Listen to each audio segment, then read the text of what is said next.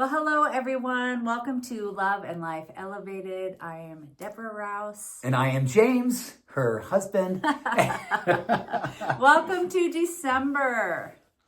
We're talking about actually what we want to do with you all this month. And we just talked about it actually, but we're going to go through a month of renewal. So we have 4 different segments of renewal. And today is going to be really awesome. It's all about kind of setting ourselves up for a year ahead of amazingness, but what we can do this month in terms of that setup for just the best, most awesome 2025 ever that we can do as individuals Woo-hoo! And in relationships with our loved ones. I love that. And a couple of things, and this is Deb helped to kind of curate this segment, kind of built this month. So I love what you did, sweetheart. And a big part for me as you were sharing some of the ideas that you had was about, healthy closure on how do you end a relationship, which could be relationship with 2024, versions of yourself that are no longer serving you, relationships outside of yourself. Habits. Oh my gosh, there's so much there. So sweetheart, I think this is a great topic and I hope everyone is going to really lean into this because this is going to require, I think, some vulnerability on our behalf. And at the same time, a lot of compassion to realize that if something isn't working or you're ready for something brand new, you got to do the work of weeding and seeding to allow it to happen. Yeah, so this week 1 is really about letting go of the things that no longer serve us. And sometimes that's really difficult to do because I can tend to feel like a little bit of guilt, especially if it comes to letting go of a person, right? Or a situation that just no longer serves me, doesn't feel healthy. And then the guilt I feel is like, oh gosh, that person's not going to like me anymore. But truly, when we can artfully and thoughtfully and lovingly let go of whether it's a toxic situation or it's just a situation that you've lost trust, that just you walk away from every time kind of just not feeling great. Usually when we let go of those situations, it's not just serving ourselves, but it's serving the other person and or the other situation. So true. I'd love for you to talk a little bit, sweetheart, about the idea of closure versus ghosting. I think there's so much about personal integrity, and even I call it a spiritual integrity. How you end something is how you begin something. And when we ghost or just kind of have something just slowly die without really acknowledging and really giving yourself the self-respect and the respect of someone else, to end it on a note of really owning this is not working any longer. Yeah, totally. That reminds me of some moments during the pandemic when there was so much negativity going on, and I know we were on the receiving end, being in the service industry, being on the receiving end of a lot of really interesting communication, and I tended to want to ghost versus just addressing, setting a healthy boundary, leading with an I statement versus like naming and blaming and playing the blame game. But I did write down like recognizing when it is time to let go, like when you're feeling resentment around, you're feeling one-sided. I already mentioned that lack of trust, but it sometimes, like with family members, for example, separation isn't an option, and that's when setting healthy boundaries comes in. And I think we talked about that at one of our earliest segments together. And releasing guilt. So remembering that when you want to let go of a relationship, that doesn't make you a bad person. Again, it may actually, you're serving the other person as much as you're serving your own, self-love, self-care, self-awareness. Now's the time. Yeah. I remember a practice I do with a lot of different people I coach, and I call it the Fearless Friend Inventory, where you literally just go through your circle, and it could be a circle starting back, decades ago or the more recent, but, fearlessly looking at your circle and really identifying the people who you really love being with and the ones that really help to build you, and you feel this exchange of positive energy and love and acceptance, versus the ones you don't feel like you can truly be your full self, or the vulnerability's too scary. And you go through that inventory to really, really give yourself permission to see whether or not who belongs still, who have you outgrown, or where have you grown different than other people. And really giving yourself, I mean, you can write this down. It's a practice. Yeah. And then I think at the end of this, you and I are huge fans, end of a year, doing something called a puja, where you literally just take all that's not serving you, past relationships that are no longer part of your world and part of what you want to be around. You take that and you put it into fire and you literally burn it. You release it. And that way is, I think, a way that you're giving yourself permission to be a witness.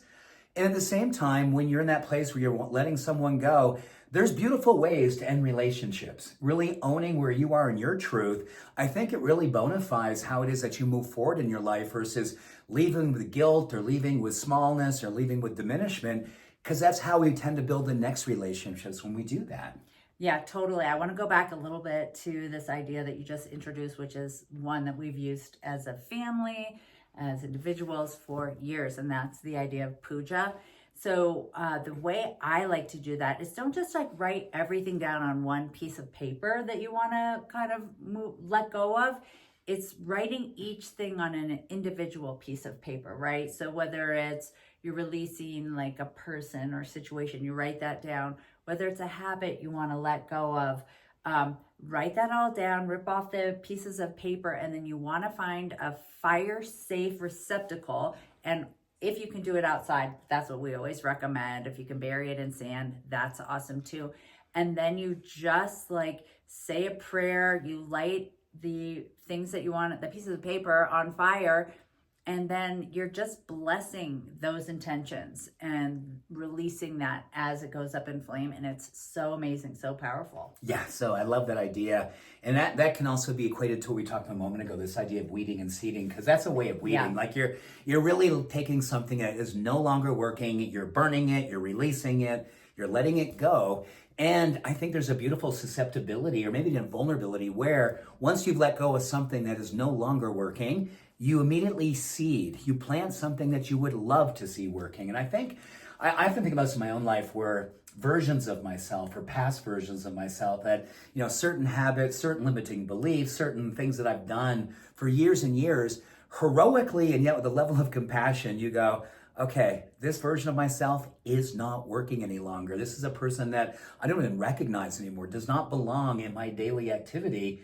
And you, at the same time, you're releasing that person, you think, so what would the person I would love to be look like? What type of habits would they have? What types of things are they structuring into their day? So you're really, really seeding and then growing that version of yourself, because our brain loves to have something replaced. You remove something, you bring something in. And our brain loves habits that are built on the idea, once something is gone, tell me something new to do, make it easy, make it presentable so I can literally grab onto it and I can grow. It's a pattern of way in which our neurochemistry, our physiology really likes to facilitate change. Yeah, 100%. So what I was thinking would be an example for me is maybe instead of looking at my phone at night, sometimes I'll look at like the news feed or I'll look at social media, a little last check, because I didn't look at it during the day. But I might be replacing that with journal entry. Like maybe now is a good time, get off my phone, put it on do not disturb, and just take a page in my journal. I love that. I find that I've got such a long list of things I want to change or grow. But I think the one I'm really working on more than ever is, I think this past year for me has had a lot of heartbreak. And I want to really give myself the opportunity. I didn't bring not you, sweetheart. I'm just thinking the world. There's just been so much hard stuff in the world that has been really, really hard to witness. And I want to really walk that line of being informed, but not so informed I lose my inspiration. And I'm a very emotional person, and I really, really get connected to things that move my heart. And the hard things have been tough on my heart. I need to know that I can only take in so much. My capacity to allow has been oftentimes too much, and I've carried too many things that I really know I can't make a change with. So I'm doing my best to really limit how much exposure I'm having to that outside influence, and really, really doing my best to really work with the things that I have influence on, loving the people I love really deeply, being more present with those people, and really listening to my heart and some of the small things that bring me joy, practicing daily incremental joy, and not being like it has to be so amazing, but just the daily things that catch me and make me feel a sense of gratitude, a sense of hope. and let that be my practice. I want to move so slow I don't miss the good. And I want to give myself permission to be a witness to the good that I already have. So I'm not constantly seeing what's next. Yeah, I want to replace judgment with empathy and compassion. I know we've also talked about compassion, but that's just something I think that's snuck in for me in the past year. Just, with all like the swirling weird energy and all the negative ads. And then I just quickly like think I'm so right about my opinions. But if I can just move forth, even if I do tend to want to release, say, individuals or let go of individuals, like I can do that with compassion and empathy. That doesn't mean that like I'm good, they're bad, I'm better, they're worse, whatever. It's just like having more empathy for everything that's going on in our individual lives, but also in the world. Absolutely. So I think, as you start to look at this month ahead, sweetheart, we're looking at the ways of today, looking at what no longer serves you, ending relationships with potentially parts of yourself, people around you, doing a fearless friend inventory. And I think I'd love to really, encourage everyone to think about how would they really love to see themselves moving into the next year.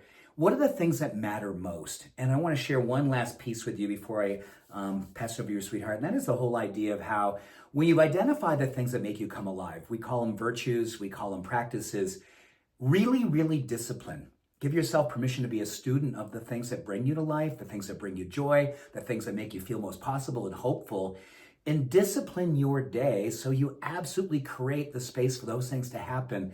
There's something heroic about designing a life where the things that make you who you are when you're that most possible self, making sure you create space for them to happen. So it's not, I hope this happens, or maybe it'll happen today. No, this is going to happen. I'm going to be present with the people I love. I'm going to do something great for a stranger. I'm going to take my gift for whatever it might be, and I'm going to make sure I put it into the world.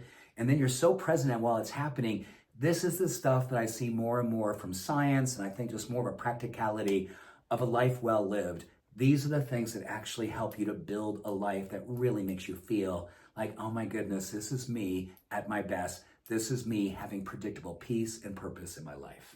Yes, and on that note, I think right along with that is that as we are letting go of things or people, that we refill that space with intention. And that's what we're going to expand upon more next week is how we kind of set those intentions. And I hope that you all have noticed and enjoy the new love seat. It's not a new love seat. It's an old love seat, but we did a little rearranging because we felt like we were kind of like leaning, you were a little further apart in the chairs, and this just felt easier and more natural. And can we just go ahead and say the fact that we have love above us? And we thought, why wouldn't we have love? We're sitting on a love seat with love above us. This is Love and Life Elevated.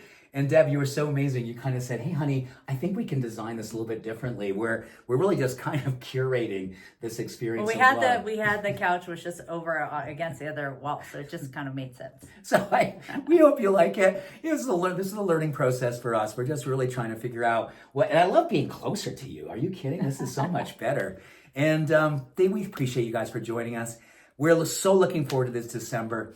And I really want to set the intention as you move into whatever you're going to be doing after our time together. Think about that word intention. And what are you intending for yourself? What do you really hold most dear in your heart? And if you really were going to try to remove the shackles, whatever old stories, old self-oppressions, any limiting ways in which you see yourself, question why you still see yourself that way. And give yourself permission to envision what it might be like if you did remove that as a way of looking at that weeding and then that seeding for your moving forward in the year to come. Yep. So that's it for week 1 of December. Gosh, make this just such an amazing beginning to the end of the year, moving forward and upward, letting go with an open heart, open mind. And we'll see you next week. Thanks for your time. Yeah, Thanks for your energy. you. Much love. All blessings. Bye. Bye.